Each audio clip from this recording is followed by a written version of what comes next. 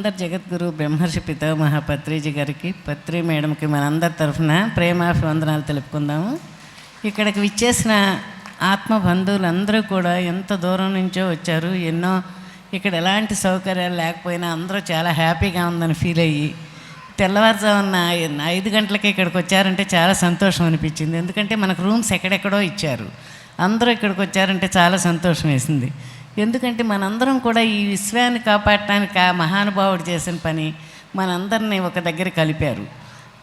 ఆ కార్యక్రమాన్ని మనందరం పంచుకొని ఆ పని చేయాలి. ఎందుకంటే ఎందరో ఇప్పుడు మహానుభావులు ఎంతమందో చెప్తున్నారు 2000కే వినాశనం అయిపోతుంది ప్రపంచం అని. ఒకప్పుడు మళ్ళా తర్వాత 2012తో వినాశనం అవుతుందన్నారు.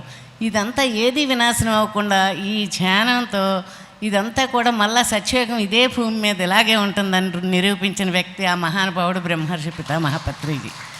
అందుకని మనందరం కూడా దానికోసం ఎంతో పాటుపడాలి. మన కోసం కాదు, విశ్వం కోసం కూడా మనందరం పాటుపడి మనందరం కూడా ఈ ఒక పిఎంసీని గురించి నవకాంత్ చెప్పాడు, అందరూ చెప్తున్నారు.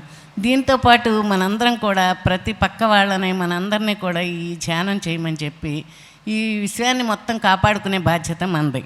ఒక వృక్షం వేస్తే ఎంతో ఫలాలు ఇచ్చినట్టు రేపొద్దున్నే మనందరం కూడా ఆ ఫలాలు తినడానికి రెడీగా ఉండాలి. కానీ ఈ ప్రపంచం ఏమీ వినాశనం అవ్వదండి. ఇది ఎందుకంటే మనకి మన మహానుభావుడి నుంచి తెలుసుకున్న బ్రహ్మర్షి పితామహ పత్రిజీ నుంచి తెలుసుకున్నది.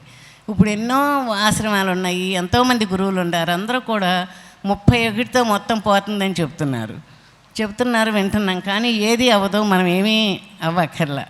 మనకున్న ప్రతి వ్యక్తి కూడా మనకున్న దానిలో ఎంతో కొంత ఈ పిఎంసీకి మనం డొనేట్ చేసి ప్రతిదీ ఏ పని వచ్చినా కానీ చెప్పింది ఎస్ అంటమే మన పని, చూసుకోవటం ఆయన పని. ఎందుకంటే మనందరిలో ఆయనే ఉన్నారు.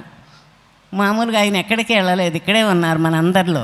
కోట్లాది మందిలో ఆయన ఎనర్జీ ఎప్పుడు కూడా ఉంది. అందుకే ఇది ఇంత గొప్పగా సాగుతుంది.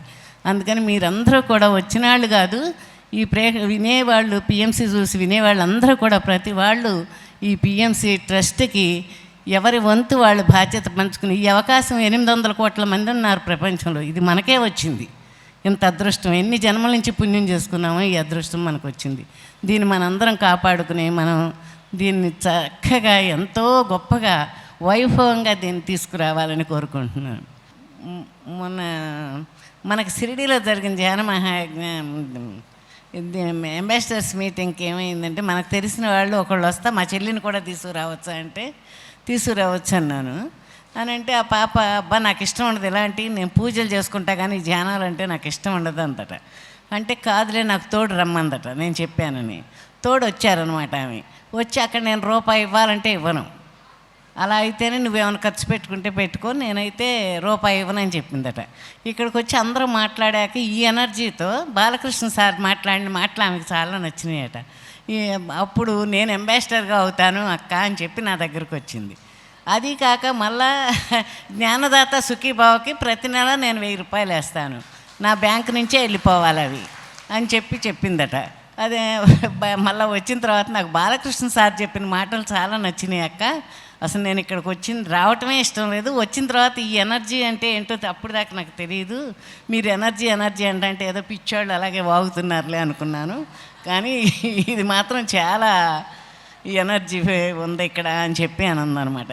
మొన్న ఫోన్ చేసి ఇదేంటమ్మా మాకు 2వ తేదీ మా బావగారు అమ్మాయిది ఎవరి పెళ్ళి, కుటుంబంలో ఫ్యామిలీది, అది 2 రోజులు మార్చకూడదా, 2 రోజులు మారిస్తే మేము కూడా వచ్చేవాళ్ళం అని అందనమాట. అంటే ఈ ఎనర్జీ అంత బాగా పనిచేస్తుంది అని అందరూ కూడా వచ్చిన వాళ్ళు అంబాసిడర్స్గా అవ్వాలి అనే ఉద్దేశంతో ఇది చెప్తున్నానమ్మా. ఎందుకంటే అనుభవపూర్వకంగా చెప్పారు, అందుకని చెప్తున్నా.